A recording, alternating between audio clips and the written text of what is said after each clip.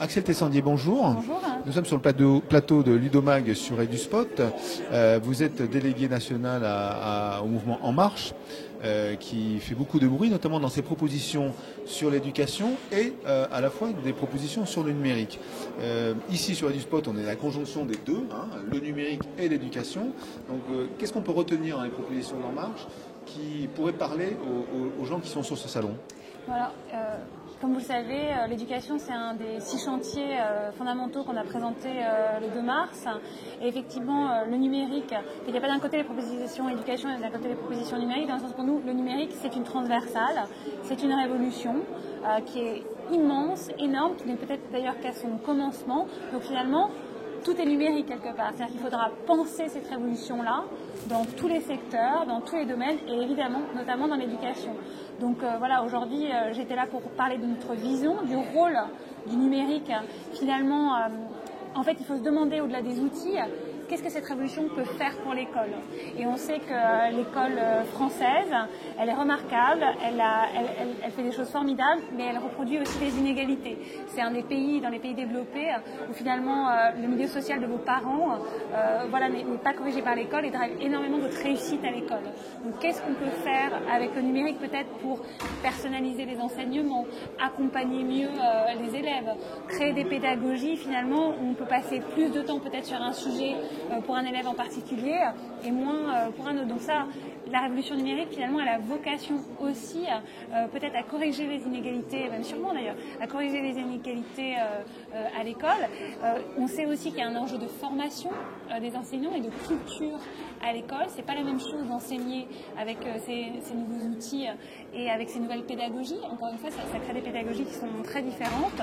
Et il y a effectivement un enjeu par rapport Nous, on croit beaucoup à la confiance dans les actrices et les acteurs du terrain.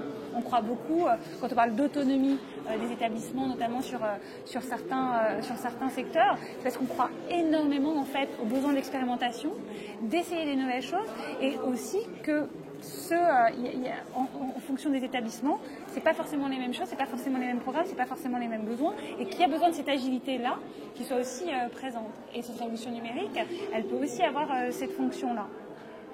Parmi les propositions qui ont un peu surpris la sphère du numérique éducatif, qu'on connaît bien à Ludomag, c'est celle d'interdire le portable jusqu'au collège.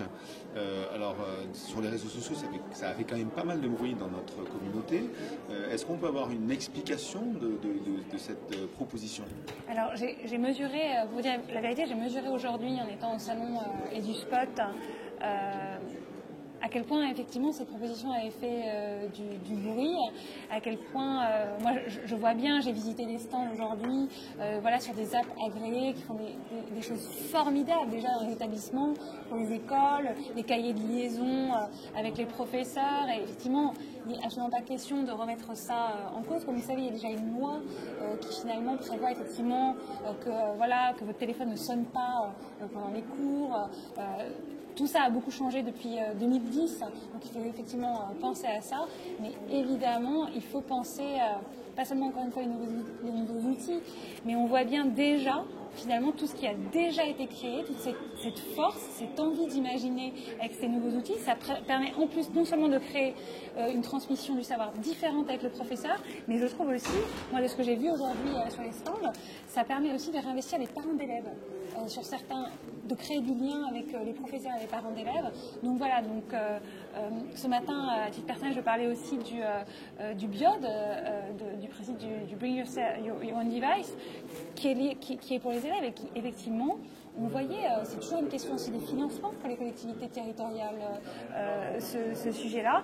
Donc voilà, moi je pense qu'il y a beaucoup de choses à faire, des choses à discuter et des choses à comprendre sur le terrain, et des innovations et des avancées. Encore une fois, c'est les actrices et les acteurs aussi qui nous portent sur ces sujets-là. Et c'est pour ça que c'était passionnant d'être aujourd'hui à EduSpot et de découvrir tout ce qui a déjà été fait. On va dire que cette dernière proposition va peut-être certainement évoluer après que le terrain ait regardé un peu. Je pense en tout cas qu'il faut la réexpliquer et qu'il est hors de question on est là pour libérer les énergies. Et moi, j'ai vu aujourd'hui beaucoup d'actrices et d'acteurs, beaucoup de professeurs, beaucoup d'acteurs de l'EdTech qui ont envie de révolutionner l'éducation dans le sens de libéraliser l'énergie, de faire que les élèves soient bien, sur les meilleures conditions pour apprendre, pour partager, pour collaborer. Et nous, on ne prône que ça. Donc voilà, c'est évidemment quelque chose qu'il faut pousser, pas seulement respecter, mais pousser et encourager.